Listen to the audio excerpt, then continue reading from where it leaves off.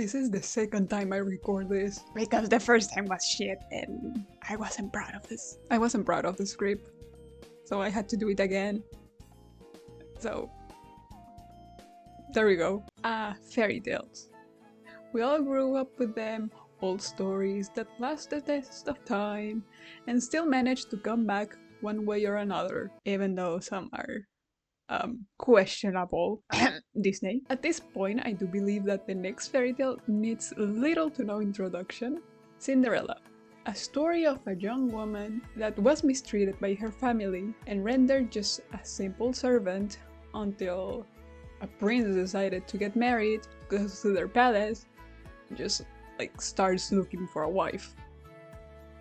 And you know, fairy godmother, talking animals, a carriage made out of a pumpkin, the works, especially considering the main object, the piece of resistance of the story, which is the glass slipper. Everyone knows Cinderella for the glass slipper and probably the talking mices, mostly because of Disney, because I do believe that in the previous version it wasn't only the mice that were like taking merit, it was like talking cats and other stuff. It was Disney the one that pushed forward the mice, which is more fitting considering that she's, you know, cleaning, and also to show that the place wasn't that nice and high-end, which is like ironic. I like when they show that. But what we know of is a more modern version of Cinderella. We don't really talk about how the first version were or the version that predate that. Because yeah, when was Disney Cinderella released? It was like 1970s? Maybe a bit later? I'm not sure. Yeah, just put it somewhere on the screen. But how was Cinderella in her very first rendition? Because I know that there's like a lot of talking about, you know, the godmother and the stepsisters getting their eyes ripped out by crows, I believe. But as far as I could track of, the original tale, like the first one, doesn't have any of that. So, because for those who doesn't know, Cinderella is French.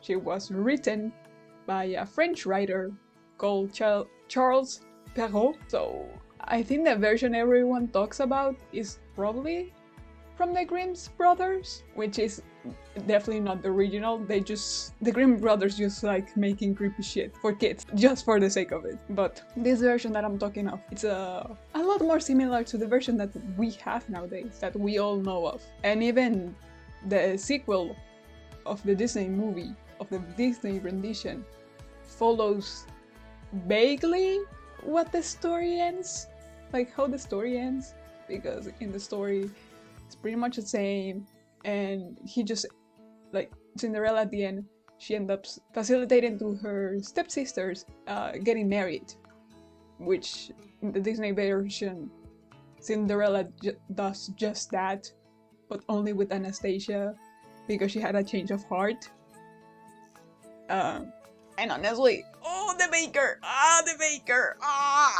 But yeah, anyone that says that the very first version of the Cinderella was very dark, I want to say that they are lying.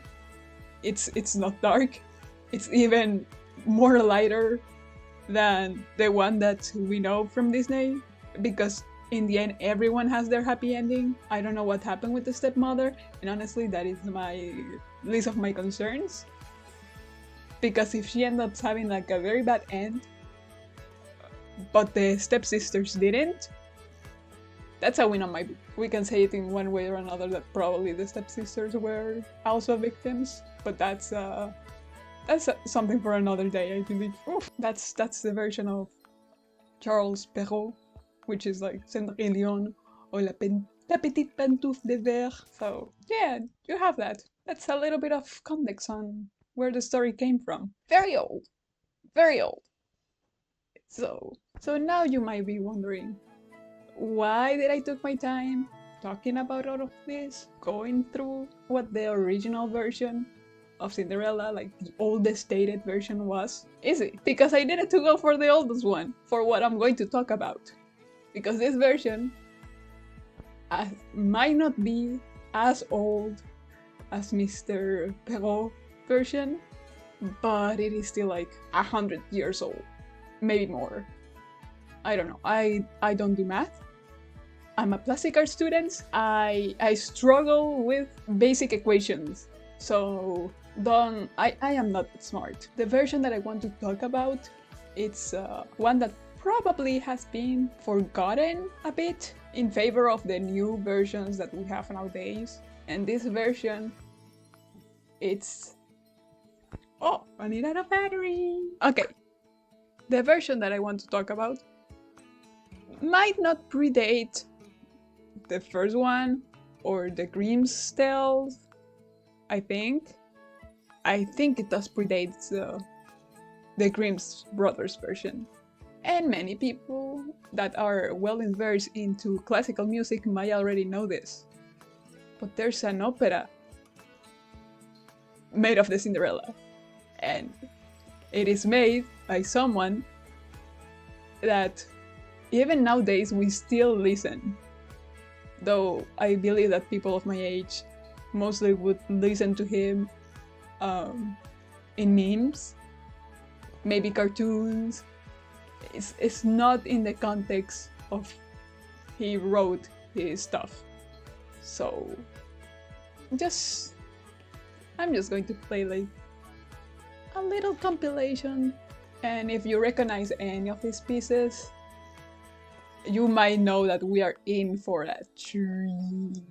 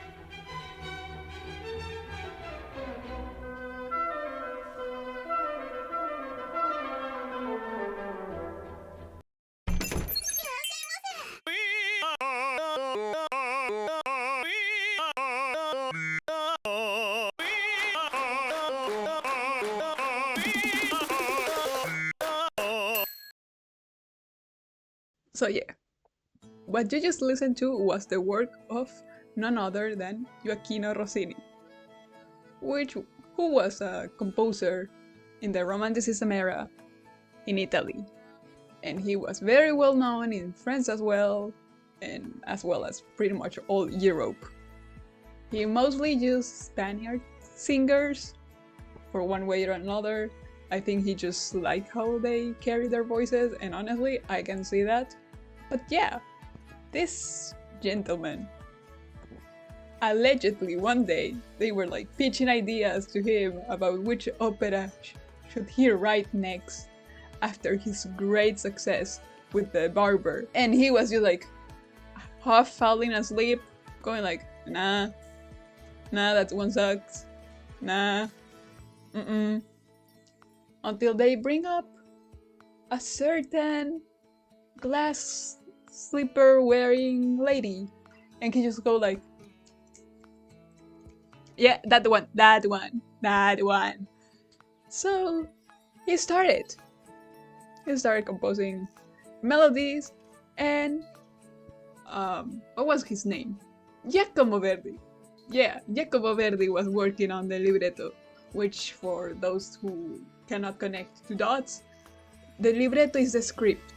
So what are they going to sing about? It's pretty much leading and being like, okay, now you're going to go to this side of the stage, you're going to sing these words and all of that. Well, Rossini was just like taking care of the melody, even though Rossini was the head of the operation. Because if he didn't like the libretto, he could be like, nah, redo it. It sucks ass. Which happened multiple times. This is foreshadowing. Because yeah, not only this version of the Cinderella had many changes because of just the interpretation that these two Italian gentlemen were going to do, they were also very limited with a lot of stuff. So multiple aspects apply to what happened next, which is like pretty much the time crunch. Because for those who doesn't know, being a musician back then wasn't glamorous at all. You were always in a time crunch, and pretty much you could easily write like 6 operas in 1 year. Like 6 operas. You know how much that is? That is like at minimum 2 hours of music. Continuous music that you need to write. Different pieces. And then you have to be original to be able to do it 6 times in a year. So you had like less. You know how much that is? And with Cinderella was no different. It was like very, very tight. And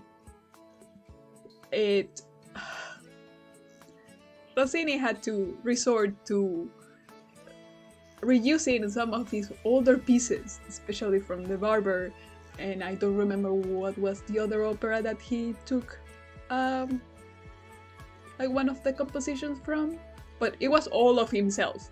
Like, he stole from himself, so it's not really stealing. But people still didn't really like that he did that, even though it's completely valid. Because he's like, man, I don't have time.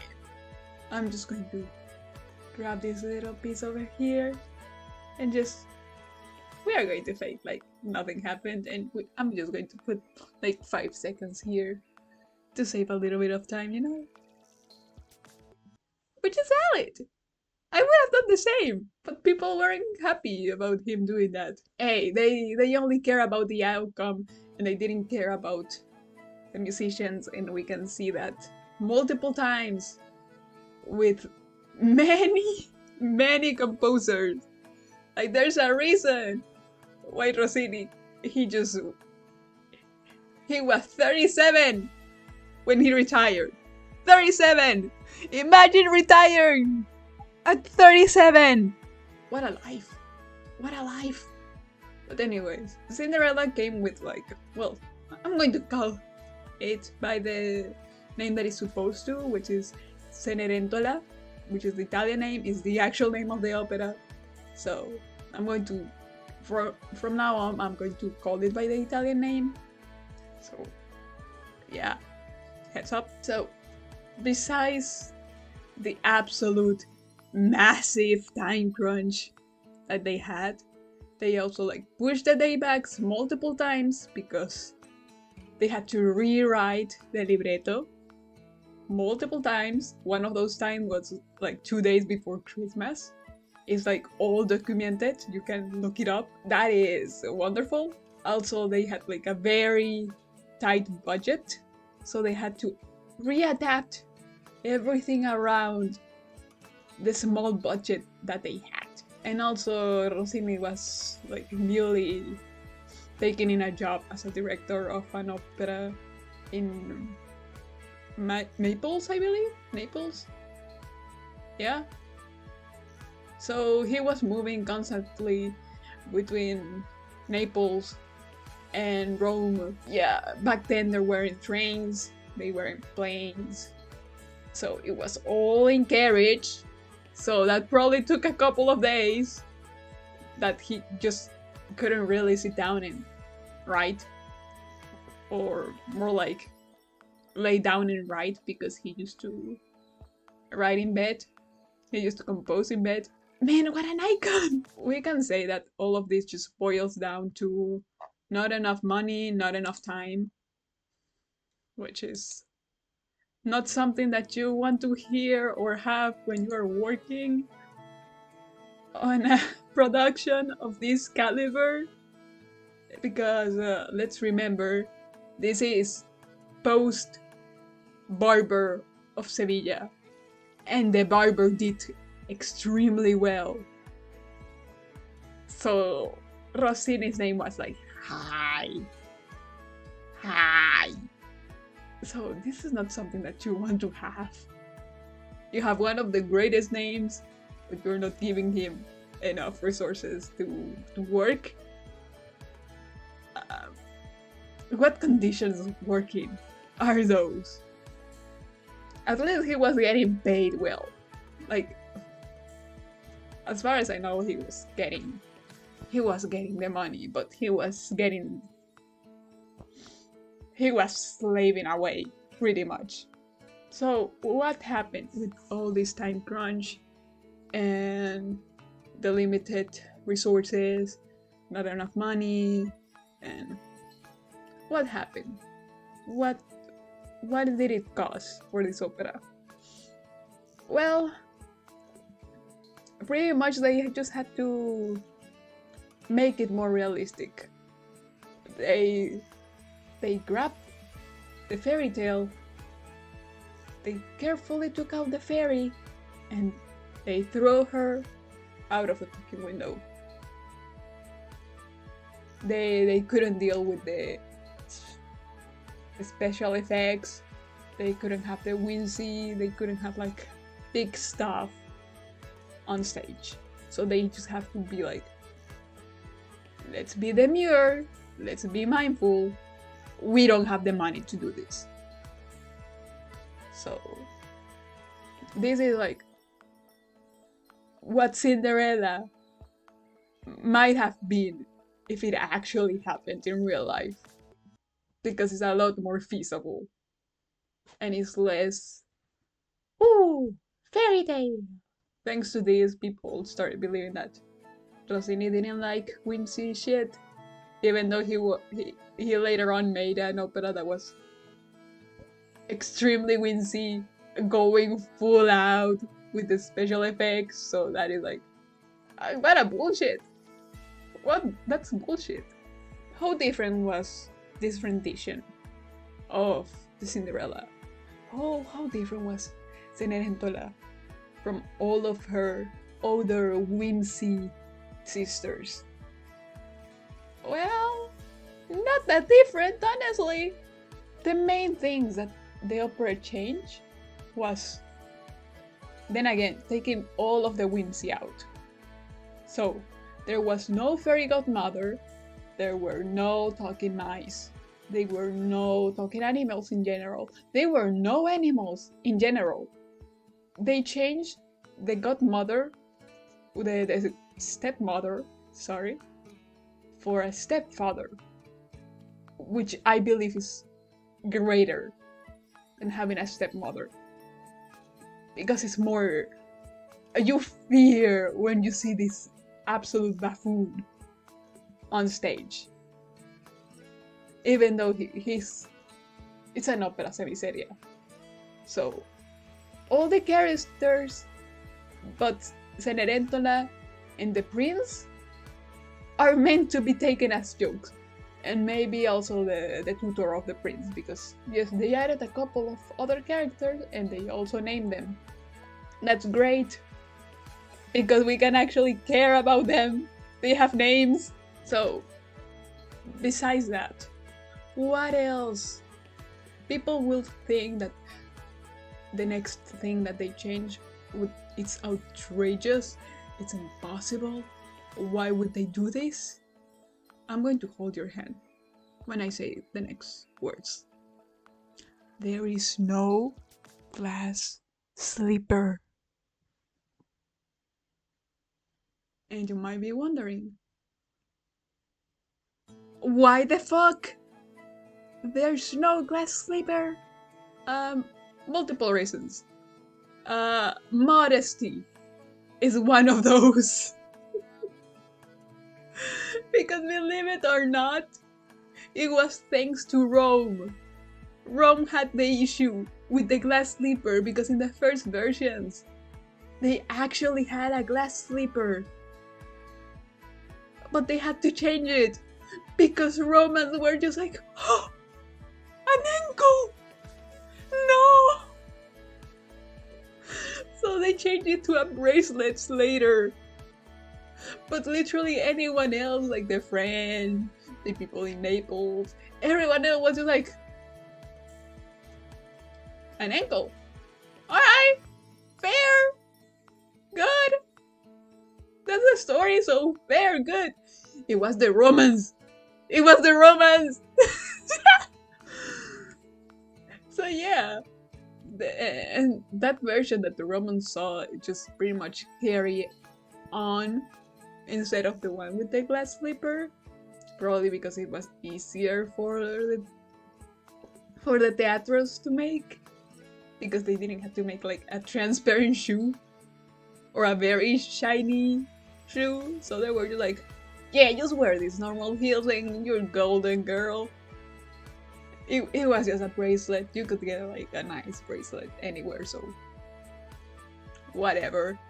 So you might be wondering, besides the glass slipper leaving, how did all of the story just carry out? Basically, as I said before, it's pretty much the same. The thing is that instead of just having a fairy godmother, it was the tutor of the prince called Alindoro who came in and was like dressing up as a homeless man and sneaking into the manor of where Cinderella, where Cenerentola was living with her family, quote unquote family, and he was pretty much asking for charity. He was asking for some goodness of heart. And when the stepsisters just pushed him away, and he saw that Cenerentola was like, I have nothing, but I would give you I would give you a little bit of breakfast, and if I could, I would give you a piece of my heart because I feel bad for you. And Alindoro was like, this is the wife. This is the wife material that I'm looking for my little student. So he's pretty much just like being a little spy and going in and checking, and then just like he just helps Cinderella into the ball, and he dresses her up nicely. He gives her 2 bracelets that are exactly the same, so she can give one to the prince. By the way, the prince also has a name, as I said before. The prince's name is Ramiro, or Ramiro. I don't know why I pronounced it that way the first time. So yeah, and also, you know that guy that is carrying the glass slipper around in the movie, and it's very goofy. He's also here. But he's serving a different role than what we had before.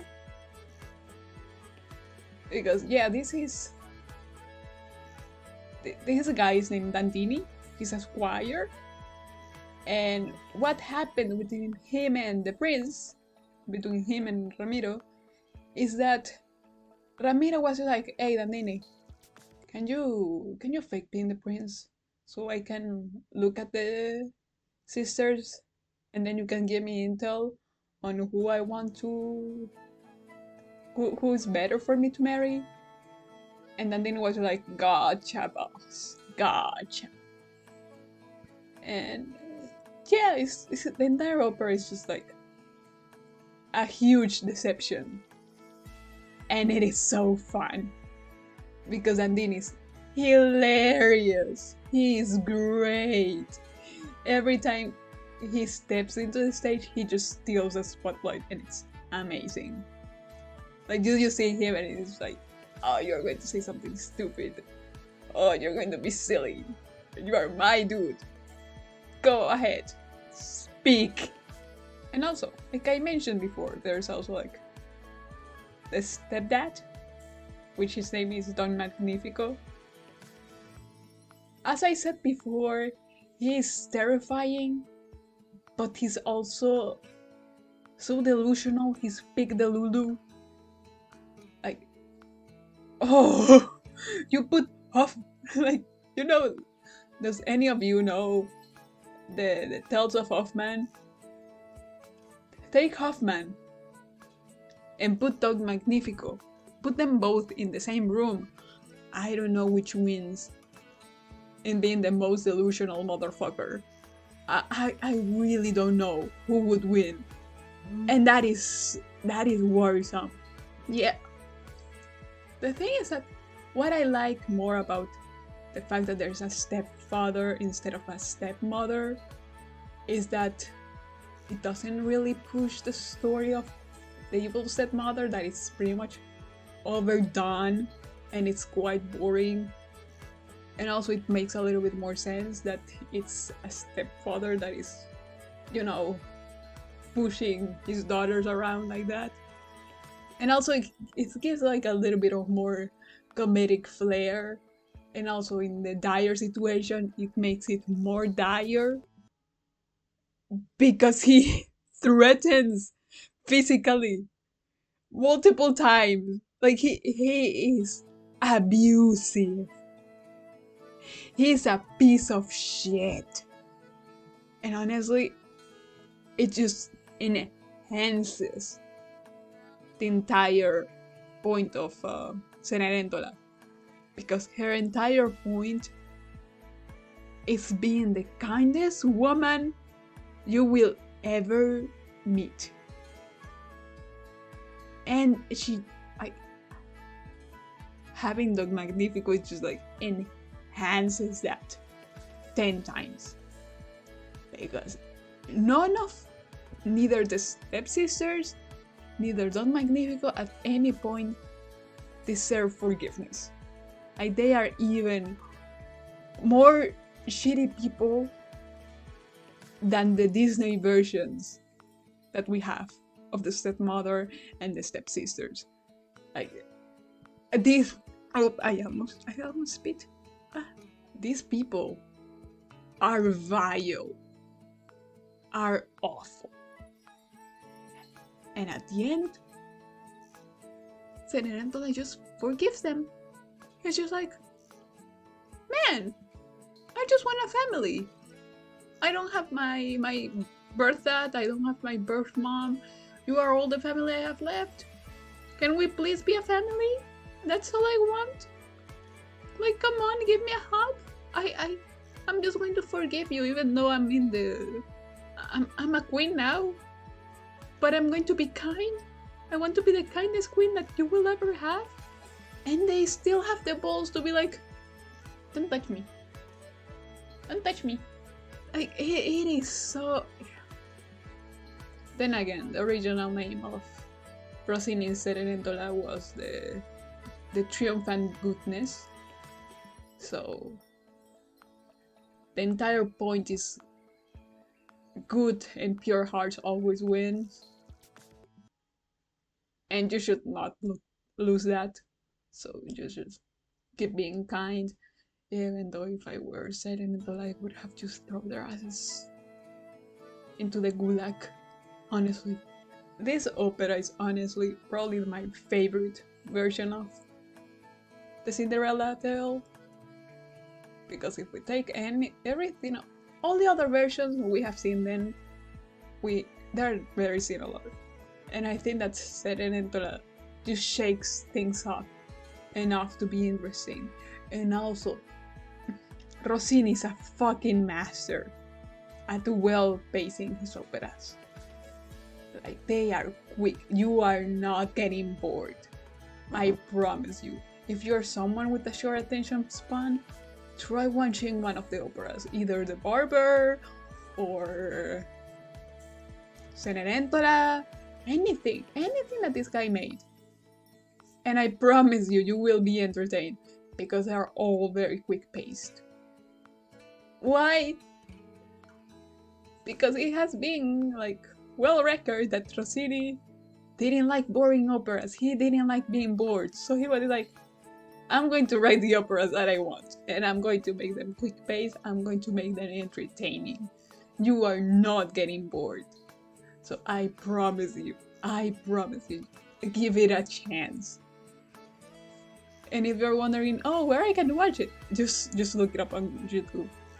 The operas are there, and he's well known enough to have multiple versions made throughout the years. So you have from where to pick. You can find them with subtitles in English. I believe there's some in Spanish. It's accessible. It's not like some obscure work. You will find them. So yeah, I think that was it for me. I didn't want to go and just talk about every second that happens, because then why would you even watch the opera if I tell you what happens exactly? So I decided to just keep it very vague, so it's interesting enough for someone to just be like curious about it and watch it themselves and enjoy it. So if you want my recommendation on it, yes, I think it's a must to watch. It's even better than all of the renditions that Disney could make. And also the music is very nice, even though I know that a couple of people that might already watch The Barber would be like, huh, this is very similar to The Barber, isn't it? And the answer is yes, it is. Rossini always like followed the formula, and he always like loved talking about romance, so there's that. And also blame the time crunch. So yeah, I cannot be rough with him. As an artist, I understand, so I cannot blame the guy. I cannot blame him. But anyways, that was it for me. And all I can say is that if you watch the opera, please enjoy it. Please. I want to hear your opinions on it. I really did enjoy it because I love Rossini. I actually do. But yeah. Bye!